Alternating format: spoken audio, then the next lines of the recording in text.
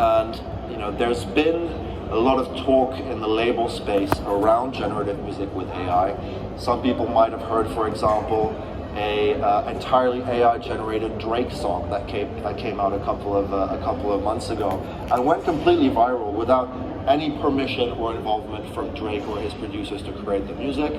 The song was eventually taken down because there was one little piece of a sample in there that was actually a sample and wasn't cleared, so they were able to shut it down. But at the end of the day, the legal basis for the creator using Drake's voice and basically creating a new piece of music without the involvement of the artist was kind of shaky ground. So, Onur, what can you tell us about the current setting when it comes to using music, for example, Warner Music's tracks, to train AI models and create new pieces of music? First thing first, thank you for softening this up and sugarcoating it, because usually I'm being the one, the persona non grata in such environments, because I'm the legislative part and the work owner. But I believe this is a very common case when it comes to the baby steps of new technologies. We've seen it many times in different technologies, and definitely generative AI in the music industry is one of them.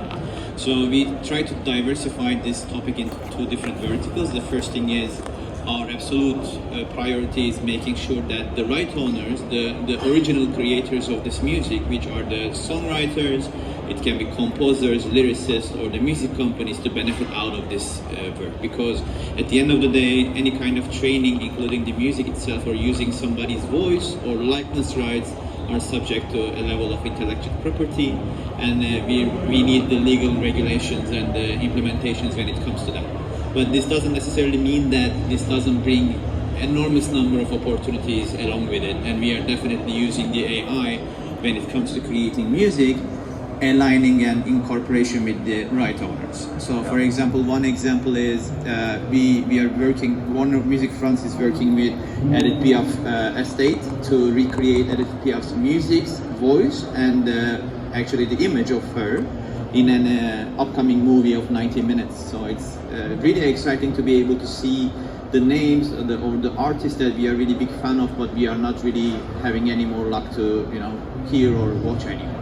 Or another example where I can give is there is an artist called Nuri, which is a completely AI generated artist, along with the working of the Warner Music Germany and another label in here called Five Music, where we generated a music video recently, which is actually in the Palm Gym area. It was CGI generated in the Palm Gym area.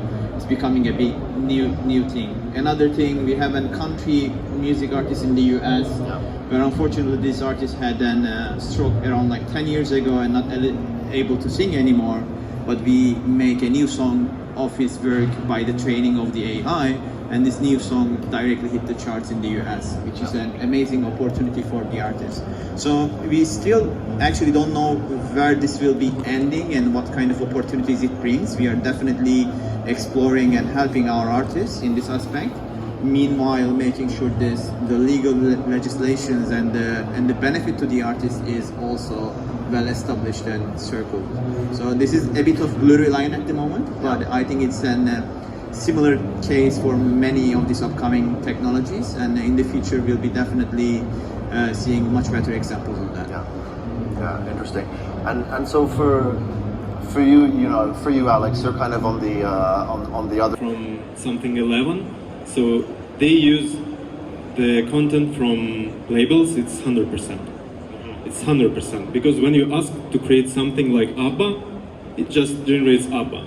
Sure.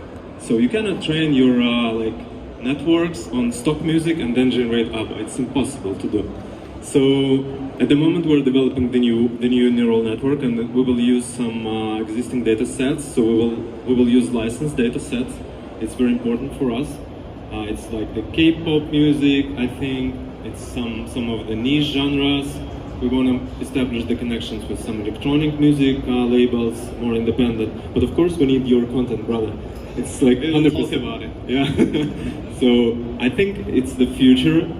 The licensed data sets is the future. But at the moment, there is no. I think there is no public case where all the music is available, because I think that you don't own the rights.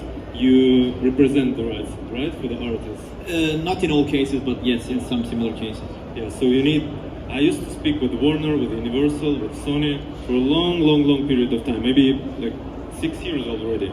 We used to build the product, which was the automatical remixes for Cardi B. It's a Warner, I think, artist.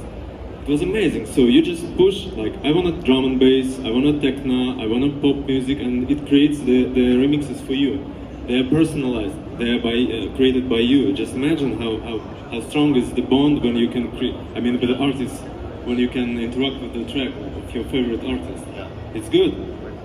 We also have the sample-based generation, which is like where we can use like the short tracks. An example, we can get just one vocal sample and use it to create everything. We can use the rest of our own data set. So I'm looking for these things at the moment because I'm looking for the cases where we can interact with the major artists as well. An example, Andal, it's the well-being application based on AI. They collaborate with different big artists like Richie Houghton. I think they have Grimes on the platform. They collaborate and they generate some tracks with them, and that's good because for the audience at the end of the day, the main people are not we, it's the audience, right? So they need this. We need to find a way for them to be happy by listening to the music which is like co-created by AI and humans and their artists and themselves. So that's where we need to research. Yeah, but now we are completely ethically like source our data sets. We are looking for connections with the legal data sets that are already existing on the market. Yeah. And we are looking for, in the future, to work with the guys like this one. Yeah. Fair enough. And I have no idea about this, but do any of you know like how you would be able to actually control and find out what data sets generative AI music Could be done. has been trained This could be done on the sample base. So on the sample based level, we can do it right now. So we can distribute royalties based on the statistics data. But now we are creating the raw audio synthesis. It's the same as Suno, as this audio. So could be the same. And even there, we can understand the distribution of the tracks based on the weights, based on the directions in the AI models. So we can do it. And I have one of the guys, the startup, it's called Comms.ai, I think. They have created the royalty distribution of AI generated music. So the money is not the problem. I mean, to distribute money is not the problem. Yeah. Just would like to add some point in here. The thing is, the intellectual property rights is out there for more than hundreds of years, and actually even more. But the thing is, now there are new terms are emerging along with the generative AI itself, like likeness rights, or what kind of an involvement does this specific artist has in the training methodologies, and it's not just distributing these royalties evenly. What kind of a model does the artist or the work owners are agreeing upon? So there are too many points to discuss, and yet it's not really well set when it comes to the legal regulations, but it's still under progress. And I was just going to give this example. For example, 2 days ago, European Union just released an AI Act around some impositions to the AI-related subjects. Unfortunately, music is not one of them yet, but there are some serious topics going on around it. And I believe in the future we'll be seeing this kind of regulations, and when it's out there, it will be beneficial for all parties. Not just the companies, the advertisers, the artists, the songwriters, the music companies, and so forth. And by that environment, when this ecology actually happens, it will be more beneficial for every party. And when every party is happy, then everybody will somehow try to involve even more, and then we'll see the flourishment of this ecology. That's what I believe. You remember when these musicians created the albums, sitting in some mansion? So because it's really hard to find like 5 people to create the album, so they need to rent this mansion to sit there and create this track. I think the CEOs of the companies like Warner, Universal, AI Music, and we should be like the hostages in some kind of mansion, and until we sign, we cannot get out. And it will be done in a week. And then Let's make it we'll be happen. charged for antitrust laws. It will be done in a week. Let's make it happen. I mean, it seems like, yeah, this is, I feel from what I've been observing, like a lot of companies, and especially, you know, big companies like Massive Music or the labels and so on, are all kind of working in siloed in the background on their own strategies and how to approach this topic, but no one is communicating very much, and everyone's being very, very careful, actually. There is obviously a concern and a lot of care that's being put into the legal implications, which we just talked about. And the big topic that also keeps coming back is just about the business implications. And the number one thing that I get asked when talking about generative music with AI is, what do you think is going to happen to the artists in the future? Are we going to move towards a future where people are listening to mostly music that's generated by algorithms instead of music that's being generated by and created by actual people who sit in the studio and do those week-long studio sessions in a mansion? So we've kind of touched upon this already in the conversation, but I was just curious to hear sort of your general thoughts about this and what this technology means for the future of creators in the music industry. Maybe let's start with Charles and get your opinion on this. I mean, my end is, as always, I see the pros and cons of everything. I think that the human touch will always be there no matter what. Yes, we will have hits with AI generated music, but the human aspect of it will always remain. And your top 10 is not going to be potentially AI. It's going to be humans. Ultimately, the recording industry was created because the artist couldn't be everywhere at one point. So they had to record this artist to share this to his music or her music. So with any disruption in a technology or an advancement and stuff, people will use it as tools more so than a replacement for an existing industry. So my point of view is that although AI-generated music is going to be here forever, we're going to see more of it online, we're going to see more of it on streaming platforms, we're going to see more of it in the charts. The human touch and the emotions that they bring to any recording, I don't think that will ever disappear. That's my opinion on the matter. Interesting. Would you say, because I think as the technology progresses, we've seen the technology already progress so fast. I remember listening to AI-generated music just 2 years ago, which sounded absolutely terrible, and the songs didn't even make sense beyond like 5-10 seconds of listening, actually, because they would just get confused, and you just end up in sort of this warped world of mixed sounds that kind of come in and out. But now there's companies like Moobert that are able to produce full tracks, which have structure and really make sense as full pieces of music. And so I have no doubt that as it continues developing, that realism in terms of the actual creation and the quality of music will continue getting better, and especially as we keep training the programs on more and more pieces of music and more diverse pieces of music, and potentially even once Warner Music and other big labels get into the game on popular music that everyone knows. The way I see it is, I think what is going to really differentiate human artists going forward is less the sound itself and more the storytelling and the relatability around having an actual person that you can follow and you can really connect with their story and really relate to it.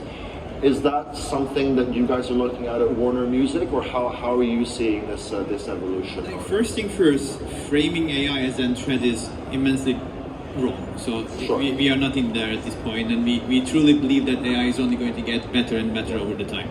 But I also don't see this as a black and white situation, as it's going to overtake the human artist, which is not going to be the case. Where I believe is human and AI engagement will be increasing in a more effective way. So how we see this is that the artists will be able to use more efficient tools using AI and making their songs better in the production side. So what they're going to be able to do is like trying to replicate or understand a different version of his content by the trained data set of himself from his previous works and try to make a better version of their songs. So it's a bit of a more complementary tool when it comes to music production, but definitely we'll be seeing some examples of, let's say, AI-only artists. And I'm not saying that they're not going to be good or bad. What I'm saying is it's an immensely helpful tool for the content creators, which are the humans in this specific case. But there is no black or white, or let's say AI is an enemy or AI is the only solution. There will be definitely an engagement between the artists and the AI tools, and we truly believe that this is going to be very beneficial for the artists themselves. And we've seen already developments also in various applications of AI that actually help artists with their existing music reach more people and do more with it, right? Lately, what I've started seeing quite a lot is, for example, live translations, where you can get songs in different languages but keeping the same voice of the artist. So you can really start sort of like the examples are, let's say, infinitely a lot. For example, what we were doing back in like 20 years ago was creating new versions of the songs through the DJs and creating some remixes to be able to reach the new audiences, where you can technically do this with the help of AI in no time and try to create different versions of your song. Which some of our artists are also trying these kind of opportunities to be able to reach new audiences which they haven't reached before. So this is also giving them new audiences and a higher discoverability chances. Yeah, absolutely. Good. Let's talk about brands for a little bit. This is a space that we all operate in. Music for brands, advertising, events, and so on. Contextualized use of music. We explored the artist side of things. Let's look at the sort of client side of things a little bit more.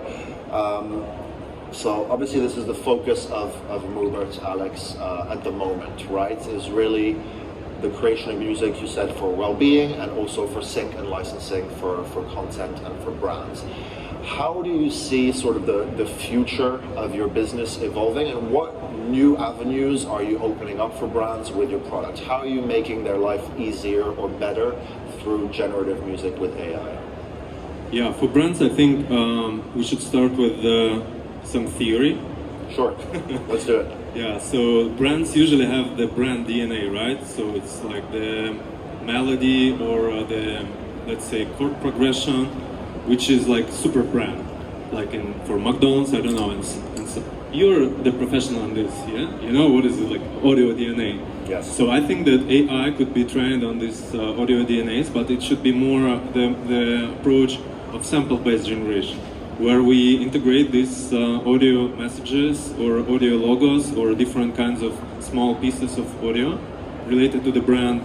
And the marketing agency could generate like 10 millions, 3 seconds, I don't know, jingle, 1 hour song, running. So it could be like different use cases, but everywhere we have this audio DNA. Everywhere we have these small pieces of music integrated. Yes. And different genres, different use cases, different kinds of, I don't know, background music. And you get, at the end of the, like, as the product, you get the music, which is copyright free, so you can publish this music anywhere on YouTube, but it contains these audio logos. Yes. So that's where I see the big use case for the branding, for the audio branding. And that's where you, as Massive Music, could collaborate with different startups like ours, an example, Yeah. because you create the DNA. You're not creating the technology, but AI will generate the rest. Yeah. So you create the DNA because AI cannot create the DNA. AI cannot create anything new. That's the problem at the moment, like for all the startups, because AI is trained on existing things. But to make the branding, to make the new logo, you need to create something new, something fresh. Yeah. That's the problem, and that's where I think the collaboration is. For the previous topic, I want to add that AI is not for musicians. AI is for the listeners more, because the listeners could create something new. They are non-musicians. They have no music theory. They don't know how to produce the music. That's where they can be not only the listeners. I mean the end users. Yeah. That's AI is for them, I think, not for the musicians. And the same here. So the audio branding agencies, they should focus how to create the best sounding, I don't know, spice for the music, and the rest will be done by AI. I think that's really interesting, actually. So the first point you made about how brands can actually use AI to create an ecosystem of sound, fantastic. So this is a big part of what we do at Massive Music. For anyone who's not familiar, a big part of our job is creating those sort of brand worlds in sound for big global companies like TikTok and Philips and Colgate and so on. We basically create a whole library of sound and music that they can use across all of their content and communication. And definitely having tools that will be able to study, let's say, a brand anthem or a key melody or specific sounds and then build them out automatically will be something that will help make that actually a lot easier and more efficient. We just have to figure out how we can charge money for that, because that's going to be sort of an important part of keeping the business alive, but I think that makes a lot of sense. In terms of what the second point you made though, about how it's about the listener and it's about giving people access. I think this is really interesting when we're talking about branded music, because one of the things that we really keep in mind when we speak to our clients in ad agencies, in brands and so on, is okay, now you're starting to have access to these tools where you can do a lot of this stuff yourself. You can go on Mover.com, type in, I would like a happy summer tropical house track, and you will get that track. But I believe that a lot of people who, as you said, are not experts in music, who work for the brands, work for the agencies, don't actually know what they want most of the time. And so even if you give them the tool to create it, actually having the ability to know and understand how to use the tool and what to create with it is a gap that kind of needs to be filled, and that's where all of us kind of step in. What do you think about this, Charles? No, I completely agree. Again, I see both sides of everything that we've spoken about. You still need an expert to be able to strategize for you, for your brand, to do the research, to come up with the insights, to create the right sound design and the right sounds for your brand. Once that is done and fully produced, yes, tools like AI, generative music and so on could be trained on these assets to create variations, cut downs, whatever you want. What I see as an interesting use case for brands potentially is the ability for a brand to open up a generative AI platform for their users to interact with their brands and with their brand sounds. So to create UGC content for them, remixes of their brand voice or brand assets, and garner some engagement and so on from their fans. And same for music as well, and not just for brands. Yeah, we have done actually 2 cases like this, one with Adidas, another one with Miller, just the beer, I think. So 100,000 of users, they have created their own track based on the audio branding of the Adidas, and in that moment that was like techno DJs, they were like uploading some samples and loops to create this thing. That was amazing. So everyone was interacting with the brand. So they like touching your brand, not just listening, but also, putting their own, effort, their own impact in that. That's an amazing use case, and that's why we have this API solution. It could be integrated anywhere. So it's easy to use, and that's really cool as the part of the marketing strategy where the users should do something. They should invest something. An example, their text prompt. And for the text prompts, do you know what is like the main text prompt of all the times everywhere? Lo-fi. Okay. Easy. Yeah. 30% just lo-fi. Okay. No platform. I didn't know there were that many lo-fi fans around, to be honest. But that's a really interesting point. I saw Coca-Cola also like a month ago launched an app where you could create music using their sounds and melodies, and it's also driven by AI. They did a bottle. They what? They created a bottle. Yes. That you can press on basically, and it plays samples that they've put into.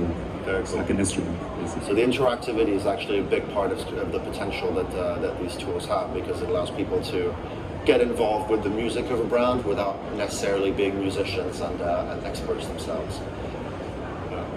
Fantastic. I see we're running out of time, and I've been told to keep a minute or 2 in case we had some questions. So, guys, is there anything you want to add before we move to Q&A? Anything that you want to bring up for the audience before we reach the end? I mean, first thing first, we are super excited with this technology and the involvement of this to our, creator ecology. And I just would like to say that more regulations, maybe. But in a nutshell, it's a super exciting world ahead. Fantastic. Anyone here is involved with regulation around IP?